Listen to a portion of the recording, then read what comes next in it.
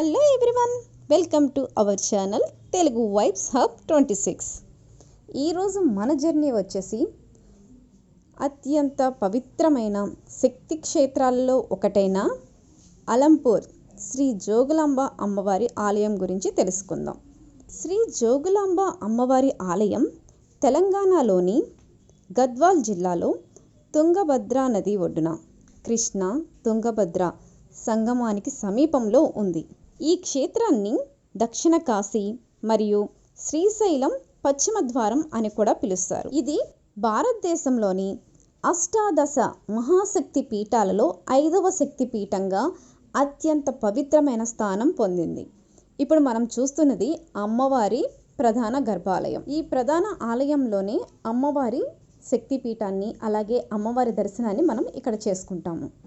ఈ ఆలయానికి సంబంధించిన పూర్తి వివరాలని ఈ వీడియోలో మనం తెలుసుకుందాం. జోగులాంబ అనే పేరు యోగులకు అమ్మ అనే తెలుగు పదం నుంచి వచ్చిందని చెబుతారు. అంటే యోగులకు తల్లిగా, యోగ సిద్ధులను ప్రసాదించే దేవిగా అమ్మవారిని భక్తులు ఆరాధిస్తారు. ఇక్కడ అమ్మవారు ఉగ్ర రూపంలో దర్శనమిస్తారు. ఇక్కడ శక్తిపీఠం ఎలా ఏర్పడింది? పురాణాల ప్రకారం దక్ష ప్రజాపతి యజ్ఞంలో సతీదేవి అగ్ని ప్రవేశం చేసిన తరువాత విష్ణుమూర్తి సుదర్శన చక్రంతో ఆమె శరీరాన్ని ఖండించారు. ఆ శరీర భాగాలు భూమిపై వివిధ ప్రాంతాల్లో పడగా అవే శక్తిపీఠాలుగా ప్రసిద్ధి చెందాయి. అలంపూర్లో సతీదేవి పై దవడ పళ్ళు పడిన ప్రదేశంగా ఈ క్షేత్రాన్ని భావిస్తారు. అందుకే ఇది మహాశక్తి పీఠంగా పూజలు అందుకుంటుంది. ఇంకా ఈ ఆలయ చరిత్ర గురించి తెలుసుకుందాం. ఈ ప్రాంతాన్ని క్రీస్తు శకం 7వ శతాబ్దంలో బాదామి చాళుక్యులు అభివృద్ధి చేశారు. వారు నిర్మించిన ప్రసిద్ధ నవబ్రహ్మ ఆలయాలు నేటికి భారతీయ దేవాలయ శిల్పకళకు గొప్ప నిదర్శనాలుగా నిలిచాయి. 14వ శతాబ్దంలో జరిగిన దండయాత్రల్లో పాత జోగులాంబ ఆలయం ధ్వంసమైంది. అయితే అమ్మవారి మూల విగ్రహాన్ని భక్తులు రక్షించి సమీపంలోని బాలసుబ్రహ్మణ్యేశ్వర ఆలయంలో శతాబ్దాల పాటు భద్రపరిచారు. అనంతరం 2005లో కొత్త ఆలయాన్ని నిర్మించి అమ్మవారి మూల విగ్రహాన్ని తిరిగి ప్రతిష్ఠించారు. ఇక్కడ మరొక ప్రత్యేకత ఏంటి అంటే ఈ అమ్మవారి ఆలయ ప్రాంగణంలోనే దర్గా కూడా ఉండటం. ఇట్స్ రియల్లీ వండర్ఫుల్ కదా. ఇక్కడ అమ్మవారి విగ్రహ విశేషాలను కూడా ఇప్పుడు విందాం. ఇక్కడ అమ్మవారు అత్యంత ఉగ్ర రూపంలో దర్శనమిస్తారు.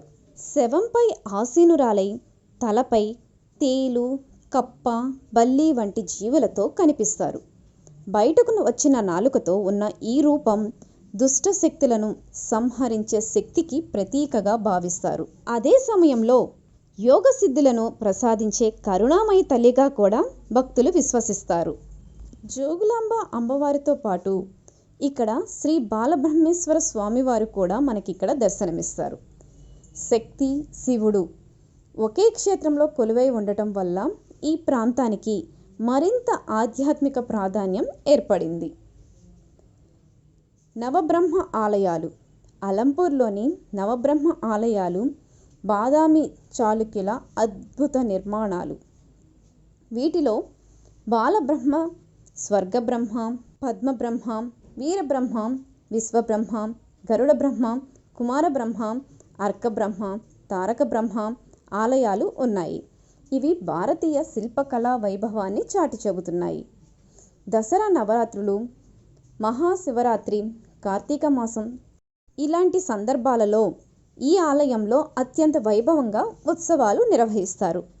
ఈ సమయంలో తెలంగాణ, ఆంధ్రప్రదేశ్, కర్ణాటక, మహారాష్ట్రతో పాటు దేశ నలుమూలల నుండి లక్షలాది మంది భక్తులు అమ్మవారిని దర్శించుకుంటారు.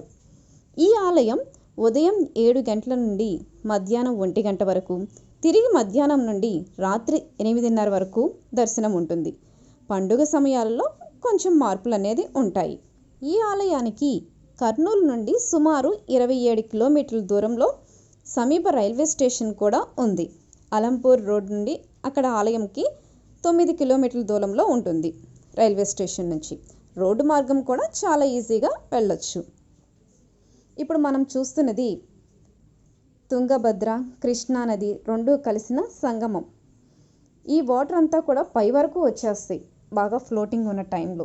ఇప్పుడు మనం చూస్తుంది ఆవరణ ప్రాంగణం మొత్తము కూడా చాలా ప్రశాంతంగా ఉంటుంది. భక్తి, చరిత్ర, శిల్పకళ, పురాణ ప్రాశస్త్యం అన్నీ ఒకే చోట చూడాలంటే అలంపూర్ శ్రీ జోగులాంబ అమ్మవారి ఆలయం తప్పక దర్శించాల్సిన పుణ్యక్షేత్రం.